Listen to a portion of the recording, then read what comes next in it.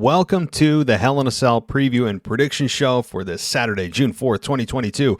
We're going to go through the entire card, guys. I'm solo tonight, but that's okay because we're going to have a lot of co-hosts coming up the next few weeks with review shows and weekend reviews and that kind of thing. But for tonight, we are going to be just joining myself. So it's me bringing on myself for the preview and prediction show for the Hell in a Cell pay-per-view or premium live event. That is airing tomorrow night, or if you listen to this, probably tonight. And we're going to go through every single match with all of our predictions and talk about some things that maybe you're not thinking about, right? Like when you look at this card, I don't think it's very overwhelming. It is a quote unquote B pay-per-view, but hopefully one of the side effects of this show is that you come out of this more excited than you were going in for the event. So let's get everything started right after this. You got to check out the Mentality Show. If you could be a fly on the wall and could hear how men think and really want to hear what goes on in the minds of everyday men, then you should check out The Mentality Show. Every Wednesday at 6 p.m. on YouTube and Facebook Live. Real men, real talk. The Mentality Show. You can find them anywhere you stream podcasts and YouTube, Facebook, and Instagram. Just look up The Mentality Show. This is WWE superstar Drew McIntyre, and you're listening to the WWE Podcast. The champ is the one that everybody wants, me. Becky Lynch is going to WrestleMania. Claymore! Austin 316 says I just whipped your ass. This is my idol. You're going to acknowledge me. Alrighty, everybody. Thank you for joining us here on the WWE Podcast. It is Saturday, June 4th, 2022, and we're going to go through the Hell in a Cell lineup with 7 matches. I believe that's the last count. You know that they'll probably add or subtract or move one to the pre-show, as is customary for every live event that they do, premium live event, formerly known as pay-per-views. So thank you, everybody, for joining us here. And one thing I'd like to let you know, given that it's a premium live event week, we have a Discord server. We have a little chat room, like an AOL chat room for those 90s kids like myself out there. And what that is a great place for you to go if you're a wrestling fan to chat with other patrons and passionate wrestling fans like yourself during those live events and during any live event, or really any time, but especially during those premium live events, because it allows you to get in real time reactions from others, and you get to give your reactions in real time. There's also a voice chat room set up as well if you'd like to speak rather than just type away, but that is something that you get on Patreon. If you are a patron of the show, that is one of the benefits of going on patreon.com/WWE podcast, because you get that as well as access to hundreds of ad-free episodes. The After Dark show. The After show is exclusive to the $5 tier and higher, but you definitely get, I think, your money's worth. I mean, 99 cents or $1 a month, not bad. But speaking of new patrons, I want to welcome Melissa Rattle. Melissa, welcome to the party. Welcome to the family. You get access to the Discord server, and I hope you enjoy it. It's a great place to go, as I said, if you want to engage with other fans. So, alrighty. Well, that pretty much wraps it up, guys, as far as the intros and plugs go. And if you haven't checked out our AEW review show for Dynamite, Memphis Mark, for the first time ever, did a solo show covering the Dynamite show, the one with the MJF pipe bomb. Yeah, that one. He covered it, and he's filling in for Mimi, who returns in a few weeks. She'll be back, hopefully. And so in the meantime, we are filling in with some co-hosts and former hosts and everything else. And I think that Mark did a great job. So check that out. It's on our feed. So, all right, let's jump into the Hell in a Cell event. And, you know, looking at this on a high level, it is a B pay-per-view, right? It's a B pay-per-view, but that's fine, because I think when you look at the B pay-per-view, quote unquote, a lot of times we don't have high expectations, which is a good thing sometimes, in that those B pay-per-views will surprise you and you come out feeling better than you had otherwise thought you may had. And so we're going to just look at the card here as a whole. Like, it's headlined by Cody Rhodes and Seth Rollins. Headlined. We have a Raw Women's Championship match. We have a United States Championship match. We have a handicap match. We have a judgment. Well, it's not just. It's a grudge match. 2 grudge matches. 3 grudge matches. We don't have, noticeably missing, the Intercontinental Championship. Where the hell is that? And, of course, Roman Reigns hoarding the top 2 championships, which apparently are 1, but we still haven't been told how he's going to defend it, 1 or 2, or we don't know yet because he hasn't defended it yet. So that is also noticeably missing. That is to be expected. With Roman Reigns out, we knew that he was going to be into a different phase of his career. He said so. It's true. He's not on every even SmackDown. He's not in house shows. He's kind of phasing out of wrestling in a way. I don't think he's going to be completely gone, but he's, I think, literally entering a new phase of his career. That's true, and good for him. But with that being said, and we knew Roman was going to be not really on TV much and not in our faces as much, and taking those championships and just kind of disappearing, we have an opportunity for other championships that may not normally get an opportunity to have an opportunity. Now, that shouldn't be a qualifier. When you think about it, why should we have to have a world champion absent to give the spotlight to the other championships? They should just get their due diligence. They should get their due spotlight, rather, without having to see this scenario of, well, now that we don't have a world champion here all the time and the pay-per-view doesn't have a world championship match, we can allow the Intercontinental Championship and the United States Championship to get more spotlight. To me, that shouldn't even be a thing. Those mid to upper tier belts, Intercontinental and US, should be getting their spotlight regardless of whether or not there's a world title match. That's my point. But especially when there's no world title on the line at all, why isn't the Intercontinental Championship being defended? Does somebody have a grudge against the Intercontinental Championship itself? I don't think it's against a specific wrestler. We saw Shinsuke take it, hold it, and disappear for 6 months. We have now Ricochet, who's getting beat by Gunther on a weekly basis. So I'm not sure. I really don't know what the grudge is against the Intercontinental Championship, but that's kind of a high level look. I look at this and I'm like, I think it's going to be a good card. It doesn't blow me away. And I think if I was going to give this a grade ahead of time, it'd be like a C+ pay-per-view. All right. But let's go through it, as there is a possible massive return that I'm going to talk about, and you guys are probably going to understand, or not understand, but rather maybe thinking the same person that I'm thinking. But let's see if that's the case. But I'm going to give you guys the good old hook and make you wait till the end of the show so you listen to the whole show. But if you're smart, you just use your finger and scrub to the end of the show. Anyway, as I sabotage myself, here's what we're doing here. Let's start with the no-holds-barred match, Madcap Moss versus Happy Corbin. This is a match that, look, I thought that Corbin could have a really good match the last pay-per-view with Madcap Moss. It didn't happen. It was one of the worst matches on the card during the last Premium Live event. Just bad. It was bad. Now you add some furniture and weapons to the match. Sure, it superficially becomes more exciting, but from a storyline perspective, do I care a little bit more about Madcap Moss? Maybe slightly. So I guess I'm slightly more interested in this matchup because of the potential violence and because of Madcap, his character that we're supposed to feel sympathy for, and I think it's working mildly well. So I think this is going to be a decent match. I do expect that it's probably going to be Madcap Moss who comes away with the victory. I expect him to get the victory and move on. That's it. I mean, really, I don't much more to say about it. Kevin Owens versus Ezekiel. And by the way, guys, just as a also overarching thought, I think this is the final event. God, I just want to say pay-per-view. The final premium live event in which we will see WrestleMania cleanup. Now, we saw, of course, WrestleMania. Then we saw WrestleMania Backlash. And now I think this is the final phase of the WrestleMania era of this year that we'll see in terms of the matchups, I think. Because a lot of matchups started at WrestleMania, which is very unique.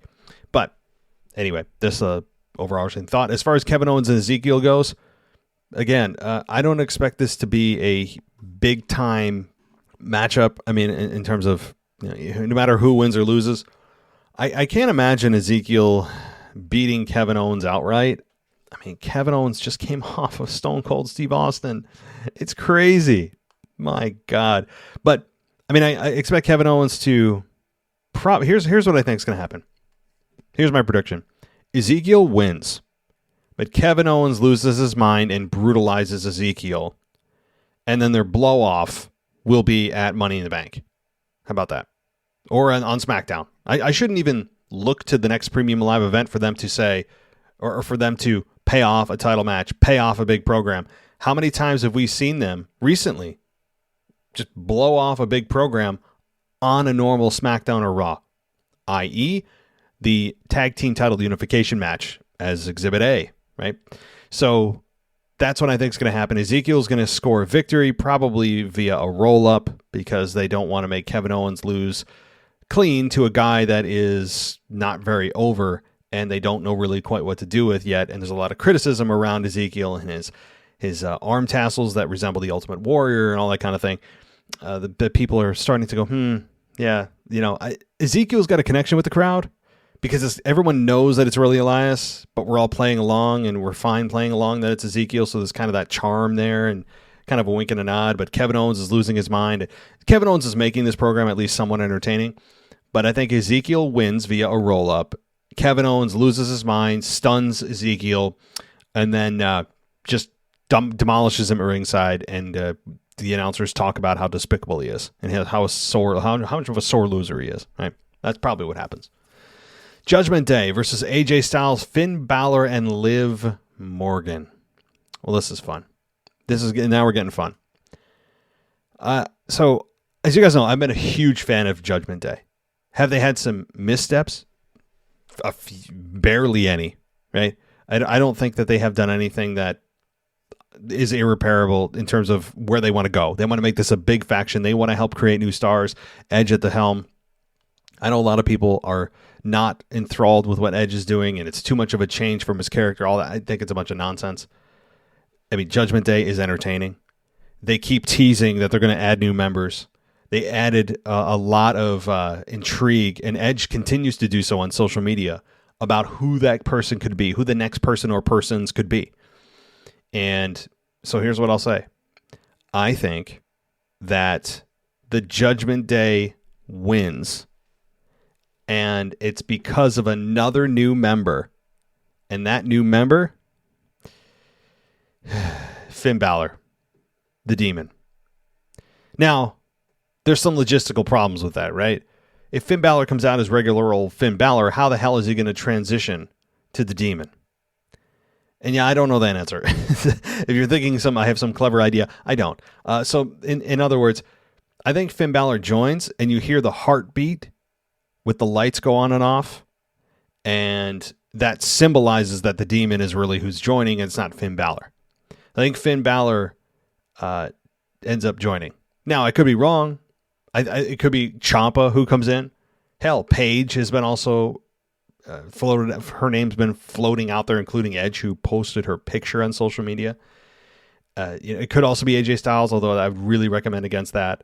Finn Balor's a decent selection. So I think Finn Balor will be that next person to join, and that'll be fun. So, I mean, I haven't been a huge advocate of it because I've said all along, Finn is a guy that's already made.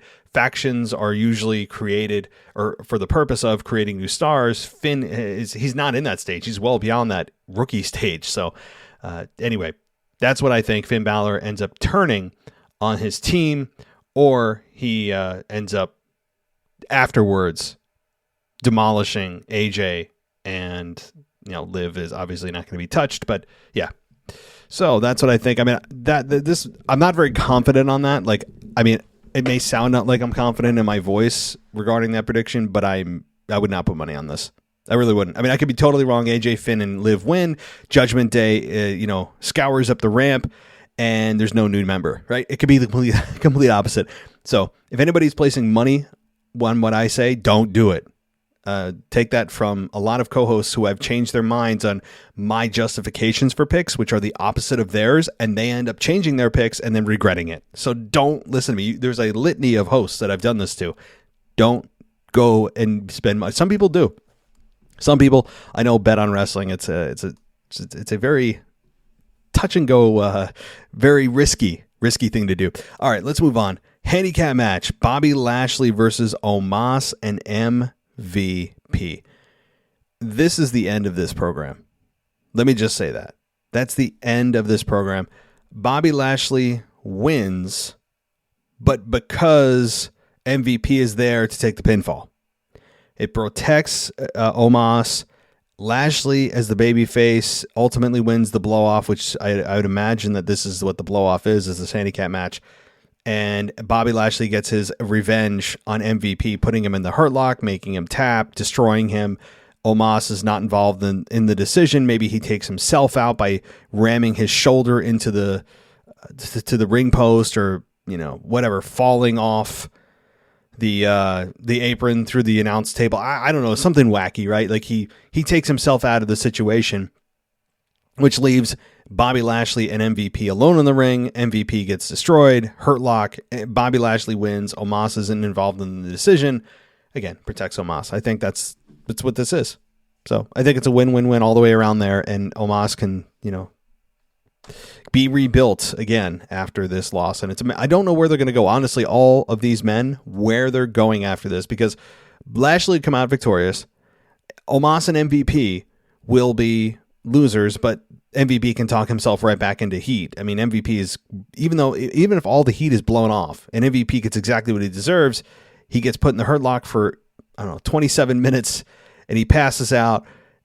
Honestly, MVP could come out that very next night and have the same amount of heat because he's capable of that, which is a compliment to MVP. So let's move on here. United States Championship, Theory versus Mustafa Ali. This match, I want to be optimistic that this is a potential match of the night candidate. The problem is not that the talent in the ring aren't capable of it. It's that WWE may not give them enough time to show it. So it's okay, great. It's a United States Championship match. Wonderful. Ali and Theory, excellent talents. Very insanely, inhumanly athletic. Great. And this has the potential all over it to go, wow, this could be a crazy good match. And you're not wrong by saying that. I think there's a lot of evidence to support that could absolutely happen given the chemistry between these two and the youth and the all that. But ultimately, what's going to come down to is time. How much time is being allotted for this particular matchup? If the answer is less than 10 minutes, then this matchup is unfortunately not going to be a match of the night. It's still going to be fine, but it's going to feel rushed. You can tell when a match has got only X amount of time and they want to get all their crap in. It feels rushed. This is going to, unfortunately, I think, feel rushed, even though there's going to be crazy moves and tornado DDTs and 800 and 10-20 splashes, right? And there's going to be just crazy stuff done, but it's going to feel rushed. Lack of selling, which also is a side effect of rushing a match. You, by definition, will not exactly sell the way you should. So. Anyway, the prediction is, beyond this being a rushed matchup because of WWE's booking, Theory retains. I mean, I don't know what else to say about this. Theory retains, period. Now, I've heard rumors about John Cena, and people have been dissecting his interviews and saying, oh, look, John Cena said Theory. I have a theory, all this stuff. And John Cena and Theory could have a matchup at SummerSlam. Sure, they could. They absolutely could. Especially if Vince McMahon truly looks at Austin Theory as his protege, which I imagine he actually does. He wouldn't have spent all that time bizarrely demasculating Theory in his office and all these weird... That was a bizarre 2 months. But I think Vince truly looks at Theory as a protege, as a next potential big star. And I see signs of it. I see what Vince sees to a degree. So I get it. And I don't dislike Theory being champion. So Cena could come back. I would imagine it's closer to SummerSlam, though, if we're going to have a Cena Theory match. So I know that's a name floating out around there. So, all right, let's take a quick break, though, guys. I know there's two more matches. There's the Raw Women's Championship match, and there's the Hell in a Cell match, and one of them has a potential massive return. So we're going to talk about that and dissect them piece by piece right after this. You got to check out The Mentality Show. If you could be a fly on the wall and could hear how men think and really want to hear what goes on in the minds of everyday men, then you should check out The Mentality Show. Every Wednesday at 6 p.m. on YouTube and Facebook Live. Real men, real talk. The Mentality Show. You can find them anywhere you stream podcasts and YouTube, Facebook, and Instagram. Just look up The Mentality Show. Welcome back to the WWE Podcast. Let's get back to more great wrestling audio.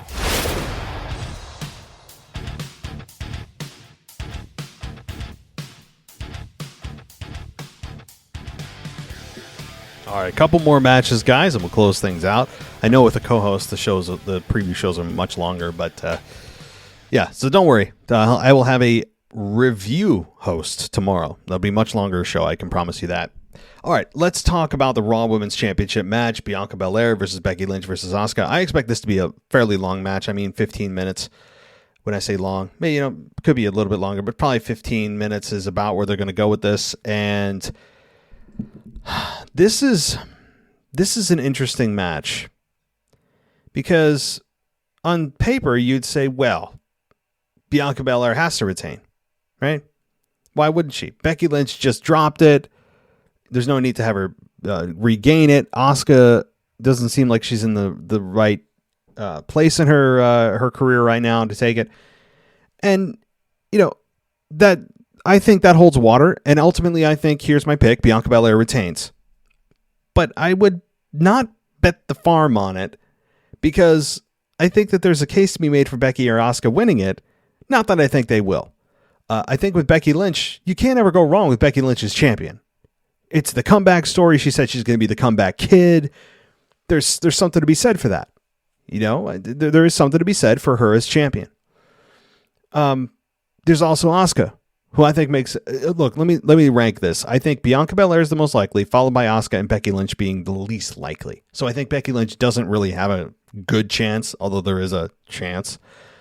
Stronger chance goes to Asuka, who is, I think...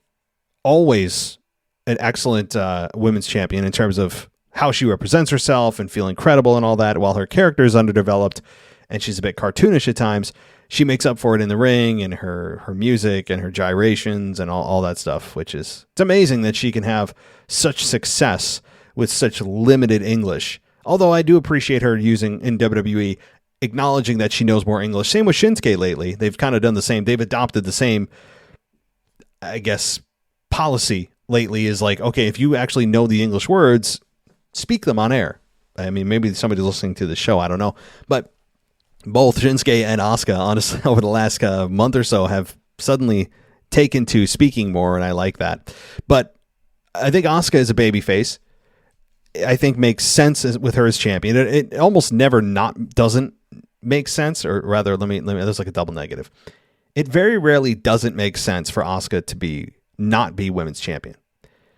So the reason I think she has a stronger chance than Becky, and somewhat on a similar path as Bianca in terms of chances, is that we have Rhea Ripley. Rhea Ripley, who's in Judgment Day, and I think eventually she's going to bring gold to that group. And if you're a heel, you want to work with a babyface who's carrying gold. Becky Lynch's champion doesn't work. Bianca or Asuka. And then Asuka and Rhea Ripley would be fun.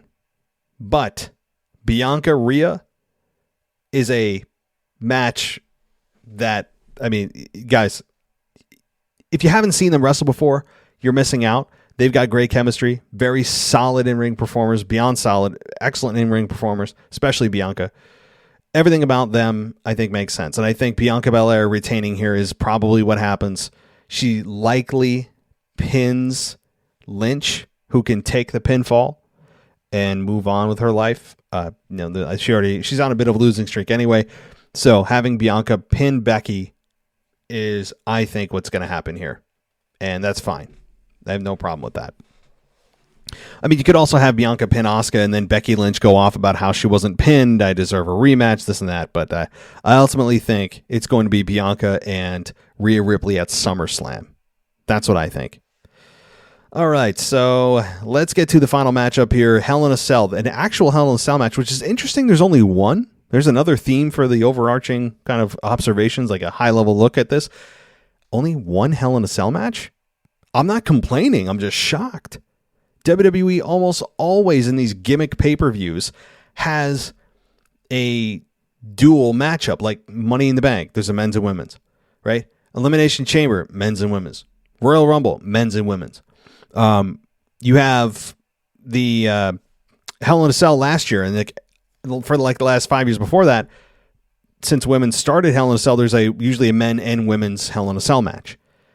So this is very weird that there's only one. Again, I'm not complaining, and I think it does help with not watering down the Hell in a Cell that's already been watered down into oblivion. But if you try to rebuild what it meant, certainly a great way to do that is, first of all, take it out of the damn schedule of WWE's pay-per-view lineup. But also, if you have the pay-per-view, if you have the premium live event, then only have one match that you deem worthy of the cell. And this one, to me, Cody and Seth is worthy of it. And I anticipate them having a 20 to 22, 23 minute matchup here. I think it's going to be long. And here's a key. If you haven't been watching wrestling for a long time, the key for you knowing it's going to be a long match, you'll know within 10 seconds of the match starting. Why? Because they know, the wrestlers know that they have time to tell a story. Instead of just going to kick, punch, power move, which is what you'll see in matches that the wrestlers know they only have X amount of time, meaning like a very short amount of time, is they want to get their crap in. They want to make it as entertaining as possible. But when they have time, and they know they have time, they will do a collar and elbow tie-up. They'll start with chain wrestling, much slower pace. Now, I say that, but the problem with this is, as I contradict myself, I'm having a debate, even though it's just me on the show. The problem with that is, this is a Hell in a Cell match. This is their third match. Would it make sense for them to really start with collar and elbow tie-ups with chain wrestling? Probably not, especially inside the cell, which is supposed to be a brutal matchup. Right? You don't want to start with like headlocks and rear naked chokes, and like you want to ramp it up. So while I say that it's not a hard and fast rule, let me put that little asterisk there. It's not a hard and fast rule, but it's a general rule of thumb you can follow if you want to know how much time is given to any particular matchup. A general idea is, how do they start? Do they go right into it? Kicks, punches, boom, boom, boom, boom, boom. Or do they start out slow and do like the test of strength, right? One guy puts one arm out, the other one puts the other arm out and see who's stronger, and they that kind of thing. That's just a little telltale sign. Now, I didn't even tell you my prediction yet. So this is difficult. This is difficult because Seth Rollins lost 2 in a row. You wouldn't think WWE would make him lose 3 in a row, would you? Well, I think he's going to. I think Cody Rhodes wins. And I think the reason he wins, this is going to be a little off. It's going to be off the, maybe not off the beaten path, but my brain is telling me don't do this. It's saying, don't fall into the trap. Don't fall into the internet rumors. Don't do it. But I'm going to do it just because I'm a troll and because it's fun. Even though everything inside me is like, don't do it. Cody wins because of Bray Wyatt. Let me just say it. Now, do I think that this is a sure thing? No. Bray Wyatt for a long time has played mind games on his Twitter, anywhere else to kind of just get people talking about him. Keep himself relevant. Not that there's any substance sometimes behind it. How many times do people think he was going to show up at an AEW event and he didn't? So let me just take the fun road, right? Let me give you guys the most entertaining outcome, and that's Bray Wyatt. Bray Wyatt costs Seth Rollins the match. Cody Rhodes wins. Not that Cody turns heel. Cody didn't ask for Bray's help, but just because Bray wants to go after Seth for whatever reason, we don't know yet, that's what it is. Now, the argument against it is Bray Wyatt in WWE. I mean, we don't know if that relationship's repaired, but there are some really, really, really bad memories of The Fiend, Bray Wyatt, inside Hell in a Cell, and bad memories with Seth Rollins inside Hell in a Cell. It was, 2019 Hell in a Cell? Awful. God awful ending to that match. Go, if you guys haven't seen it yet, for the love of God, go watch that matchup with it was for the Universal Championship, I believe, with Seth Rollins inside the cell. People actually booted it out of the building, and it deserved to have that done to it. It was an awful ending. The Fiend was no-selling everything. It was a joke. So, that'd be pretty ballsy on WWE's part to put The Fiend, if it's The Fiend, however they bring him back, against Seth Rollins and cost him the match inside the very place that they both had their careers turn on a dime. In the event, I mean, I don't know. So maybe there's some irony there, or maybe WWE feels enough time has passed, whatever it is. But again, do I think ultimately my heart is saying that Bray's returning, but my brain is saying, come on, think better here. Do a better job. No. Either way, Cody wins, Bianca wins, Theory wins, Lashley wins, Judgment Day wins, and Madcap Moss wins. So I think it was 4 heel wins to 3 babyface wins, something like that. So that's my prediction. Those are my predictions for the Hell in a Cell event. So if you guys want to support the show, you can go on Patreon, patreon.com/WWE podcast if you want to get an ad-free experience for $1. Shout out on the show, exclusive content, all that great stuff. And you can also do it on Apple Podcasts for just 99 cents a month. Go to our page, ad-free, 99 cents a month there. Or WWEpodcast.com. Go VIP, use promo code Roman. Gets you 50% off. So, with all those shameless plugs out of the way, guys, thank you for listening. And tomorrow is Hell in a Cell. I'll be back with a co-host tomorrow reviewing Hell in a Cell late into the evening hours, probably in the early morning hours. It's going to be a long night for yours truly. Thank you, everybody, for listening. As always, take care, and I'll talk to you next time. Thanks for listening to the WWE Podcast. Don't forget to subscribe on your favorite podcast app so you don't miss a show, or head to WWEpodcast.com. And for all of these shows ad-free, head over to patreon.com/WWE Podcast. Until then, we'll see you next time.